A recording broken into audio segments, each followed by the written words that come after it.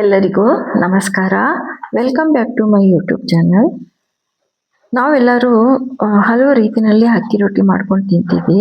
ಅಕ್ಕಿ ರೊಟ್ಟಿ ಜೊತೆ ಕಾಯಿ ಚಟ್ನಿ, ಪಲ್ಯ, ಅದು ಇದು ಅಂತ ಏನೇನೋ ಹಾಕೊಂಡು ತಿಂತೀವಿ.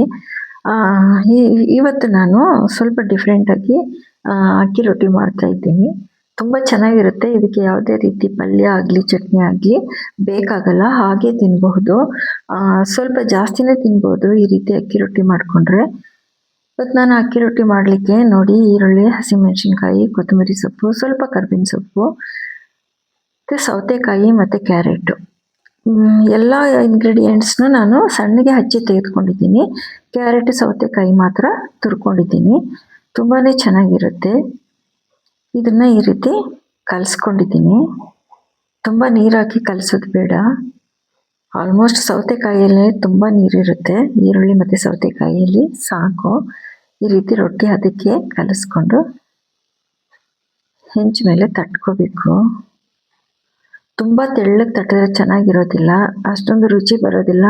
ಯಾಕಂದರೆ ತರಕಾರಿ ಎಲ್ಲ ಹಾಕಿರೋದ್ರಿಂದ ತೆಳ್ಳಗೆ ತಟ್ಟಿದ್ರೆ ಬೇಗ ಬೆಂದೋಗ್ಬಿಡುತ್ತೆ, ಬಾಯಿಗೆ ಸಿಗೋದೇ ಇಲ್ಲ. ಸ್ವಲ್ಪ ಮೀಡಿಯಮ್ ಆಗಿ ಸ್ವಲ್ಪ ದಪ್ಪವಾಗಿ ತಟ್ಕೊಂಡ್ರೆ ಈ ರೀತಿ ಸಖತ್ತಾಗಿರುತ್ತೆ ತಿನ್ನಬೇಕಾದ್ರೆ. ಈಗ ಸ್ವಲ್ಪ ಎಣ್ಣೆ ಹಾಕಿ ಮುಚ್ಚಿಟ್ರೆ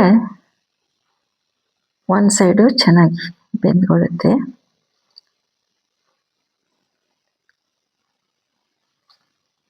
ತುಂಬ ಚೆನ್ನಾಗಿರುತ್ತೆ ಇದು, ತುಂಬಾ ಚೆನ್ನಾಗಿರುತ್ತೆ.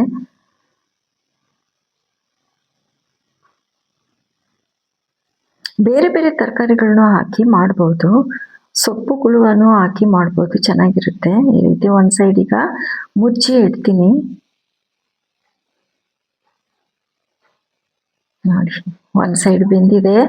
ಎಷ್ಟು ಚೆನ್ನಾಗಿದೆ ನೋಡಿ, ಕಲರ್ ಅಂತೂ ಸೂಪರ್ ಆಗಿದೆ, ಒಳ್ಳೆ ಗೋಲ್ಡನ್ ಕಲರು ಬಂದಿದೆ. ಇದನ್ನು ತಿರುವಾಕಿ ಬೇಯಿಸ್ಕೊಳ್ಳೋಣ. ನೋಡಿ, ಚೆನ್ನಾಗಿ ಬೆಂದಿದೆ ಒಂದು ಸೈಡು. ಇನ್ನೊಂದು ಸೈಡು ತಿರುವಾಕಿ ಸ್ವಲ್ಪ ಎಣ್ಣೆ ಹಾಕಿ ಬೇಯಿಸ್ಕೊಂಡ್ರೆ ತುಂಬಾ ಚೆನ್ನಾಗಿರುತ್ತೆ.